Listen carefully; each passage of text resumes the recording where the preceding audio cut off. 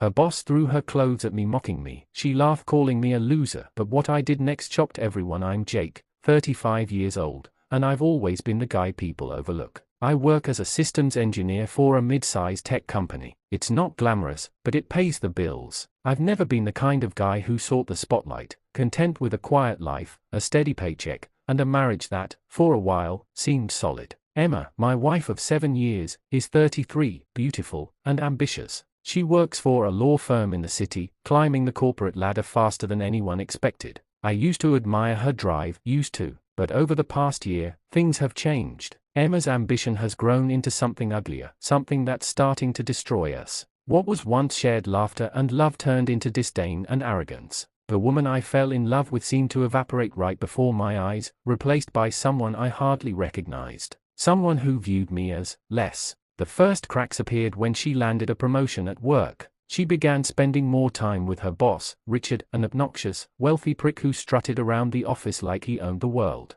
He was everything I wasn't: tall, confident, loaded with cash, and, according to Emma, brilliant. The way she talked about him, it grated on my nerves, but I kept quiet. At least at first. Emma had always been a flirt, but I trusted her. Or maybe I was too stupid to see what was coming. It all came crashing down last Thursday. I'll never forget that night. It started with a phone call. She wasn't coming home for dinner again. I'm working late with Richard, she said casually, like it was no big deal. I sighed and stared at the dinner I'd cooked, spaghetti, her favorite, getting cold on the table. Again, Emma? We haven't had a meal together in weeks. Jake, don't start. This is important. You know how demanding work is. Richard needs me. Richard needs me. The words stung more than they should have. But I didn't argue. What was the point? She'd already hung up, and I was left in an empty house, staring at an empty chair, wondering what the hell happened to us. I didn't sleep much that night. Something felt off. I could feel it gnawing at my gut, a slow, insidious realization that maybe, just maybe, Emma wasn't the woman I thought she was anymore.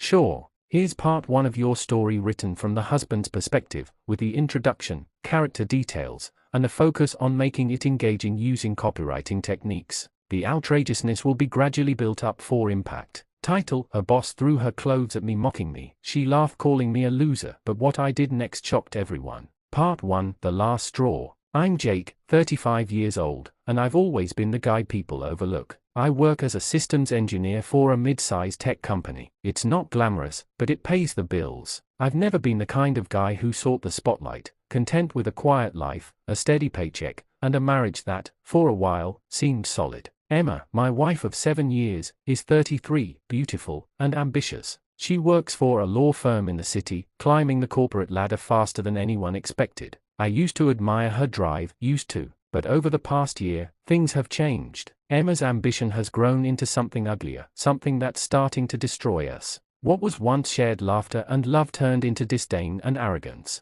The woman I fell in love with seemed to evaporate right before my eyes, replaced by someone I hardly recognized. Someone who viewed me as less. The first cracks appeared when she landed a promotion at work. She began spending more time with her boss, Richard, an obnoxious, wealthy prick who strutted around the office like he owned the world. He was everything I wasn't: tall, confident, loaded with cash, and, according to Emma, brilliant. The way she talked about him, it grated on my nerves, but I kept quiet. At least at first. Emma had always been a flirt, but I trusted her. Or maybe I was too stupid to see what was coming. It all came crashing down last Thursday. I'll never forget that night. It started with a phone call. She wasn't coming home for dinner again. I'm working late with Richard, she said casually, like it was no big deal. I sighed and stared at the dinner I'd cooked, spaghetti, her favorite, getting cold on the table. Again, Emma? We haven't had a meal together in weeks. Jake, don't start. This is important. You know how demanding work is. Richard needs me. Richard needs me. The words stung more than they should have. But I didn't argue.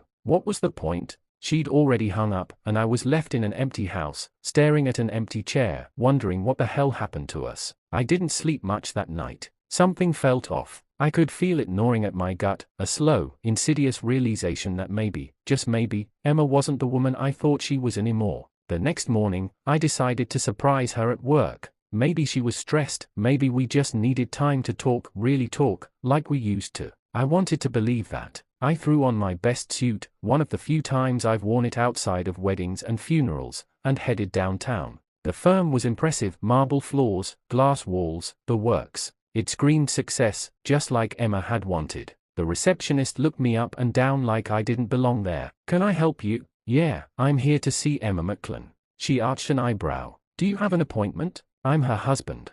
Her eyes widened slightly before she smiled, a condescending smile, the kind that made my skin crawl. "Oh, let me just check." I waited, and waited. Finally, she led me to Richard's office. I was expecting to find Emma buried in work, maybe hunched over a stack of legal documents, looking frazzled but focused. I was wrong. When I stepped through the door, the first thing I saw was Richard sitting back in his chair, feet propped up on the desk, a smug grin plastered on his face. Emma was there too, but not at her desk. No, she was perched on the corner of his desk, leaning forward in a way that left little to the imagination. "Jake," she exclaimed, as though I'd walked in on a friendly meeting, like nothing was out of the ordinary. But her voice had that slight edge to it, the one I'd come to recognize when she was hiding something. "What are you doing here?" Emma asked, brushing her hair back casually, like this was just another day at the office. "What am I doing here?" "I came to see my wife," I said, my voice tighter than I intended. "But I didn't expect to find this."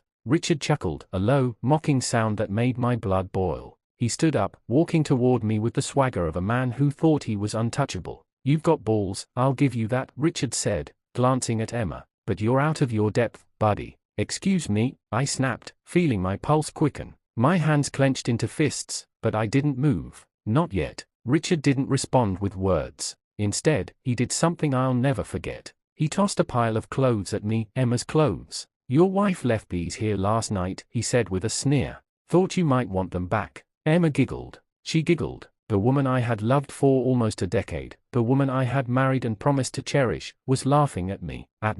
In that moment, something inside me snapped. "You're a loser, Jake," Emma added, her laughter growing louder. "You always have been. Just look at you, pathetic." I felt a rush of heat, a surge of anger like nothing I'd ever experienced before. But instead of lashing out, instead of doing something stupid, I stood there, stone-faced, letting the clothes fall at my feet. I didn't say a word. Not a single word. I just turned around and walked out of the office, leaving them there, laughing behind me. But here's the thing, what they didn't know, what no one knew, was that I wasn't going to walk away quietly. I wasn't going to let this humiliation slide. No, I had a plan. Because if Emma thought she could laugh at me, if she thought Richard could throw my wife's clothes in my face and I'd just take it, well, they were about to find out just how wrong they were. Tomorrow, everything would change. As I drove home that night, I replayed everything in my head. The laughter, the mockery, the way she looked at me like I was beneath her. But instead of feeling defeated, I felt something else: clarity. I had spent too long being the nice guy. Too long being the man who let people walk all over him, whether it was Emma or her self-righteous boss. But that ended now. The next morning, I woke up with a fire in my belly, the kind of fire that comes when you've been pushed to the edge and there's no going back. I wasn't going to let this slide. Not anymore. I had made some calls that night, important ones. I had connections Emma had no idea about. Old friends who owed me favors, people who knew how to handle situations like this discreetly. Let's just say that by the end of tomorrow, no one would be laughing. Not Emma, not Richard, no one. This was just the beginning. The next day began like any other, on the surface, at least. I woke up to the familiar emptiness beside me in bed. Emma hadn't come home that night, which didn't surprise me. I figured she was with Richard, probably laughing at my expense again, or maybe she didn't even think about me at all. That thought used to sting, but not anymore. Today was different. I went through my morning routine in silence, brushing my teeth, getting dressed, and making a cup of coffee. But beneath the calm exterior, my mind was racing. I had been up all night planning, pulling every string I had, and by the time I walked out the door, I knew exactly what needed to be done. This wasn't just about revenge anymore. It was about reclaiming my life. Before anything else, I needed to plant the seeds. The idea wasn't just to hurt Emma or humiliate Richard, it was to tear down everything they had built together, to make sure neither of them would ever recover. I couldn't just react emotionally and punch someone in the face or yell. No, that wasn't my style. I wanted to be smarter than that. I wanted them to suffer, slowly, as everything they held dear crumbled around them. On my way to work, I made a quick stop at a storage unit I hadn't visited in years. Inside were remnants of my past life, things I kept locked away for a reason. old documents, letters, and, most importantly, contact information for people I hadn't spoken to in a long time. Some of these people worked on the darker side of business, people who knew how to make things happen without getting their hands dirty. I pulled out an old burner phone, dusted it off, and dialed a number I never thought I'd need again. "Jake," a voice on the other end said, recognizing me immediately. "It's been a while. What can I do for you?" "I need some information on a man named Richard Davis." There was a pause, then a low chuckle. "Consider it done." I hung up, knowing that within hours, I'd have everything I needed to destroy Richard from the inside out. There wasn't a skeleton in his closet I wouldn't find, but that was just the beginning. Next, I made my way to my office, trying to act as though everything was normal. But my mind wasn't on work, it was on the steps that would come next. As soon as I sat down at my desk, I opened my laptop and started drafting an email. Not just any email. This was the kind of email that would shatter Emma's carefully crafted world. See, she had always been obsessed with her career, always making sure her image was spotless. But behind the scenes, she was a different person, someone willing to lie, cheat, and manipulate to get what she wanted. I knew her well enough to know that she had probably done a few unethical things along the way to climb the corporate ladder. Things she wouldn't want anyone to know. I crafted a message, carefully wording it so that it would seem anonymous, but direct enough to stir the pot.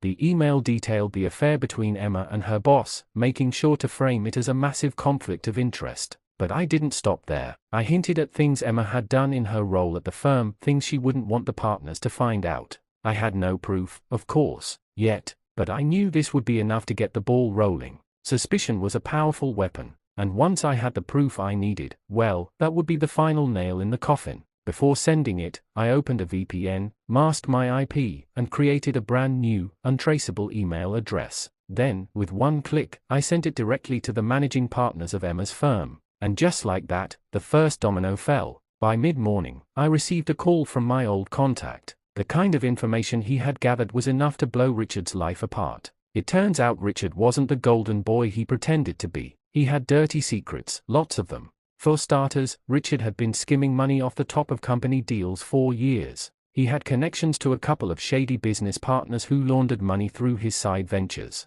On top of that, there were rumors of sexual misconduct allegations that had been buried under the rug. I didn't have all the details yet, but it was enough to make him sweat once the right people got involved. But the real kicker? Richard wasn't just fooling around with Emma. He had a whole string of affairs, some with employees, others with clients. The guy was a walking scandal waiting to explode. And it was time for me to light the match. I made a few more calls, anonymously tipping off some journalists at major news outlets. They were always hungry for a juicy story, especially one involving a wealthy, powerful lawyer like Richard. By the end of the day, rumors would start circulating. I could already picture the headlines: high-powered lawyer caught in corruption and sex scandal. I smiled to myself, imagining the chaos this would cause. But I wasn't done yet. That afternoon, I received a text from Emma. "We need to talk. Meet me at home tonight." I didn't respond right away, but I knew exactly what this was about. She probably knew something was up, maybe heard whispers from the partners about the email or sensed the tension in the office. Either way, this was exactly what I wanted. I wanted her to come to me, begging for answers. I got home early, sitting in the living room, waiting for her to arrive.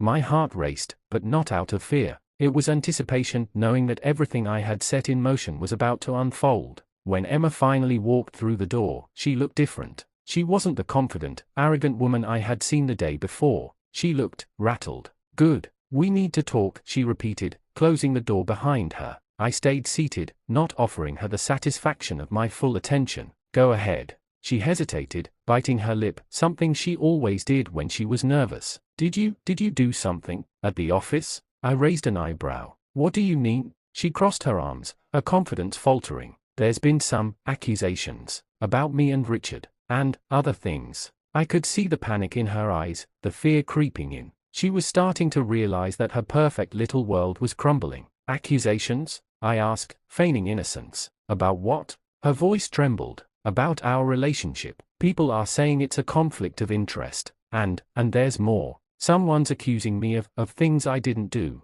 I stood up slowly, walking toward her, my eyes never leaving hers. "Didn't do? Are you sure about that, Emma?" She swallowed hard, her confidence shattered. "Jake, but I didn't let her finish." "Let me guess," I said, cutting her off. You want me to believe that none of this is true, that you and Richard are just colleagues, right? That all those late nights at the office were just work?" Her face paled. "Jake, please, it's not what you think." "Oh, it's exactly what I think," I said, my voice cold, "and I'm done being your doormat." She took a step back, shocked by the venom in my voice. She had never seen me like this before. Hell, I had never seen myself like this before, but something had changed in me. "I know everything, Emma. I know about you and Richard. I know about all the lies. I've been patient, I've been understanding, but now I'm done." She was shaking now, her hands trembling as she tried to find the right words, but I didn't give her the chance. "You think you can just laugh at me, mock me, treat me like I'm nothing?" I stepped closer, towering over her now. "You're about to find out just how wrong you are." For the first time since this all started, Emma looked truly scared, and she should be, because this wasn't the end. This was just the beginning. By the next morning, the scandal had erupted. News outlets were running stories about Richard's corruption and misconduct. Journalists were camped outside his office, hounding him with questions. The firm was in full damage control mode, and Richard's reputation was in shambles. But that wasn't the worst of it. Emma called me, frantic. "Jake, it's all falling apart. Richard's been suspended. The partners are talking about firing him. They are questioning me now, asking about our relationship, about everything. They are saying I might lose my job." I didn't respond right away. I let her stew in her panic. "Jake, please. You have to help me," she begged, her voice breaking. "I don't know what to do." And there it was, the moment I had been waiting for. Emma, the woman who had mocked me, humiliated me, was now on her knees, begging for my help. I smiled to myself, feeling a sense of satisfaction I hadn't felt in years.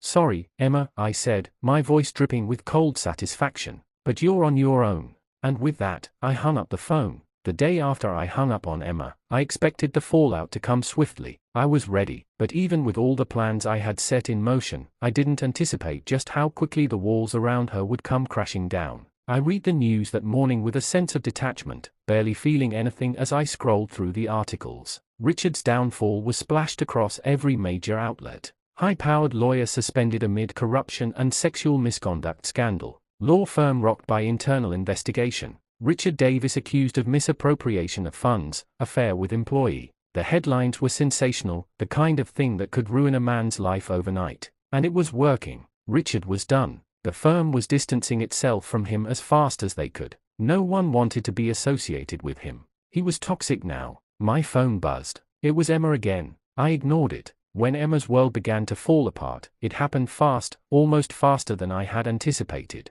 I had expected her to lose her job eventually, but it happened within days. The email I had sent to her firm's managing partners had done its job perfectly. There was now a full-blown investigation into her relationship with Richard, as well as her conduct at the firm. She had been placed on indefinite leave pending the outcome. She called me again, and again, and again. I finally answered on the fourth ring, listening to her voice crack with desperation. "Jake, they suspended me. They are looking into everything. I might lose my job. You have to help me. I know you hate me right now, but I need you."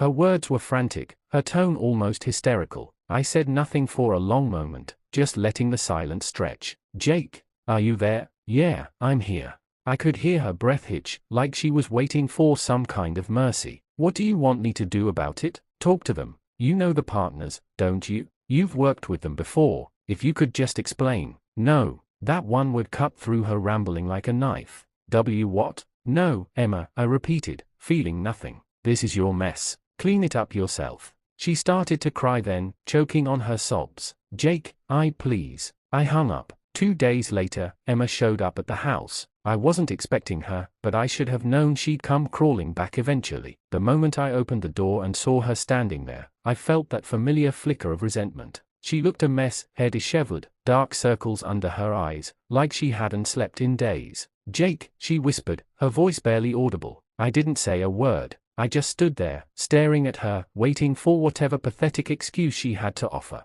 I don't know what to do," she stammered, tears welling up in her eyes again. "I lost my job. The firm, Richard, everyone's turned on me. I can't handle this on my own." I leaned against the doorframe, watching her squirm. It was almost satisfying. "I don't know what you want from me, Emma," I said finally. "I didn't do this to you." "You did." She flinched like I had slapped her. But, Jake, please, I made a mistake. I know that now. But we had something. We were nothing. My voice was cold, final. Her shoulders sagged, her breath coming in shallow gasps. She looked so lost. For a moment, I almost felt something. But it passed just as quickly as it had come. What do you want? I asked. She looked up at me, her eyes filled with something I couldn't quite name. I want us to fix this. I want to come home. She wanted to come home. After everything she had done, after laughing at me, mocking me, parading around with Richard like I didn't exist, she wanted to come home. I let out a humorless laugh.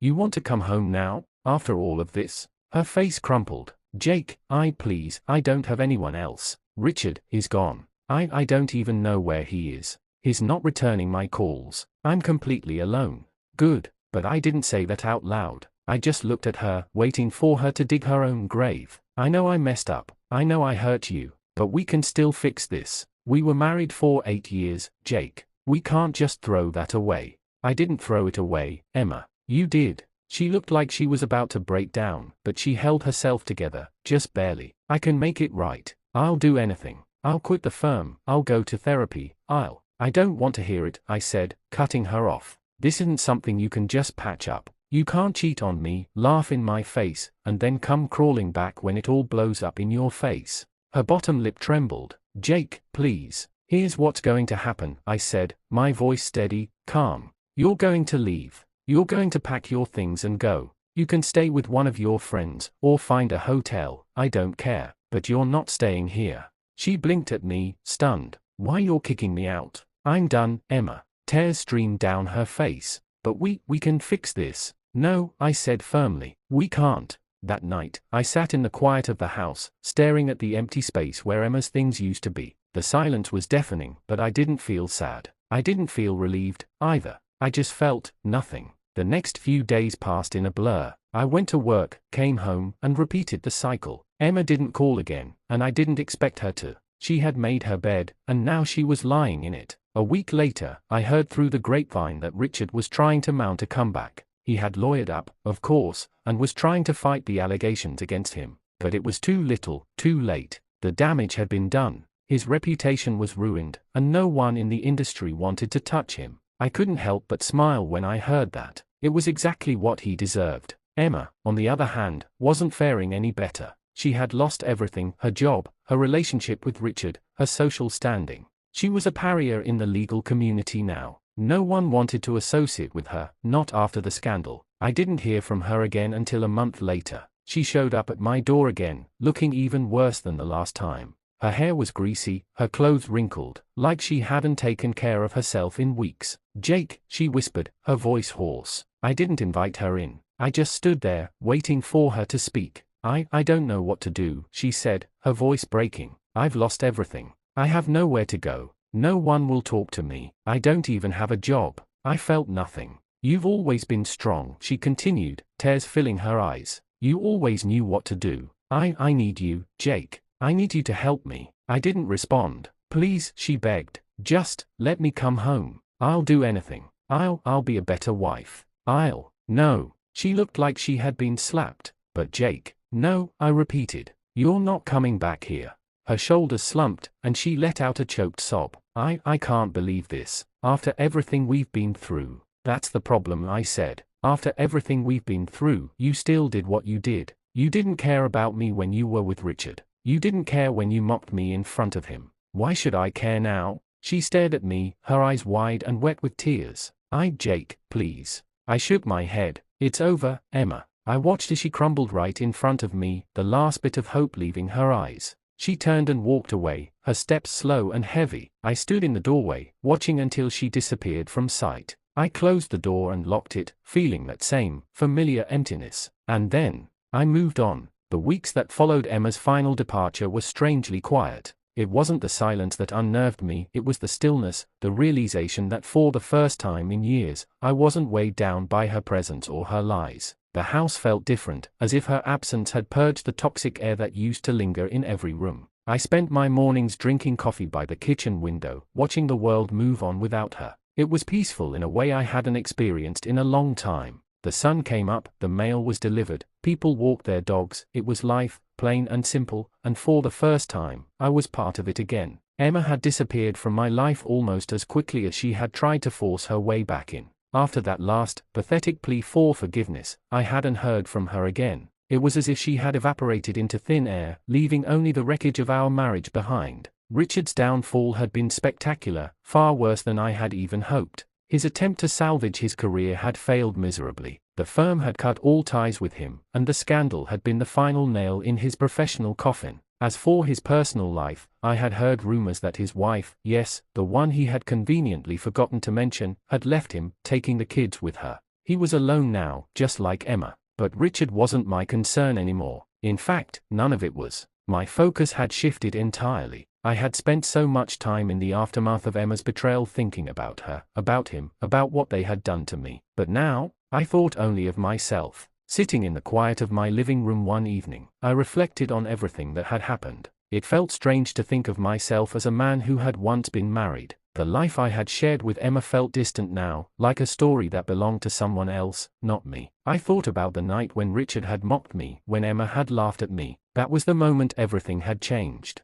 That moment wasn't just about humiliation, it was about betrayal on a level I hadn't been prepared for. They had stripped me of my dignity, reduced me to nothing more than a joke. And then there was the aftermath, the revenge. I had planned everything meticulously, using every ounce of knowledge and power I had accumulated over the years. The emails, the calls, the whispers I planted in the right ears, it was all designed to destroy them, and it had worked. In the end, I had gotten my revenge, and they were left with nothing. But now, sitting there in the stillness of my home, I wondered, had it been worth it? There was no denying that I had won. I had ruined their lives, just as they had tried to ruin mine. But as the days turned into weeks, and the weeks into months, I couldn't shake the feeling that I was missing something. My victory was hollow. Yes, they had been punished for what they had done, but it didn't fill the void inside me. I had been so focused on getting back at Emma and Richard that I hadn't taken the time to ask myself what came next. I had built my entire life around her, around us. Now that she was gone, I had nothing but empty space where our marriage used to be. I had spent years trying to be the perfect husband, the perfect provider, the man who could fix everything. And in the end, I had failed. Emma's betrayal had proved that no matter how hard I tried, I couldn't control everything. I couldn't stop her from cheating, from lying, from making a fool out of me. So, where did that leave me? In the months that followed, I started to rebuild my life, piece by piece. I didn't focus on the past anymore. Emma, Richard, their betrayal, they were ghosts now, shadows of a time that no longer existed. I had no interest in dragging them back into my life. I sold the house. It had too many memories, too many reminders of a life that I wanted to leave behind. I bought a smaller place, a condo with a view of the city. It was quiet, understated, everything my old life with Emma wasn't. I cut ties with mutual friends, people who had been close to both Emma and me. I didn't need the reminders of what once was. I needed a fresh start, away from the whispers and the sideways glances that came whenever people saw me. At work, I threw myself into my career, taking on bigger projects, working longer hours. It wasn't about escaping the pain anymore, it was about finding purpose again. My job had always been a part of me, something that grounded me even when my personal life was falling apart. Looking back, I don't regret what I did to Emma and Richard. They deserved every bit of what came their way. But I've learned something important in the aftermath of it all. Revenge doesn't fix anything. It doesn't fill the void left by betrayal. It doesn't heal the wounds. In the end, I realized that what I had been looking for all along wasn't vengeance, it was closure. Closure from the marriage that had fallen apart, from the woman who had torn my heart out and left me to pick up the pieces. Now, I have that closure. And with it comes peace, a peace I never thought I would find again. As I stand on the balcony of my new condo, looking out at the city lights, I feel something I haven't felt in a long time. It's not happiness, not exactly, but it's close. It's contentment, a quiet kind of satisfaction. I don't know what the future holds for me. Maybe I'll meet someone new, maybe I won't. But for the first time in years, I'm okay with that uncertainty. I'm okay with not having all the answers. Because now, I know that I can stand on my own. I don't need Emma. I never did. And so, this chapter of my life is finally closed. Emma's laughter, Richard's smugness, the humiliation I endured, it's all part of the past now. It doesn't define me. What defines me is what I've done since. I've rebuilt myself, piece by piece, stronger than before. I didn't need to tear them down to rise again, but I did anyway, and in the end, maybe that's what made me whole.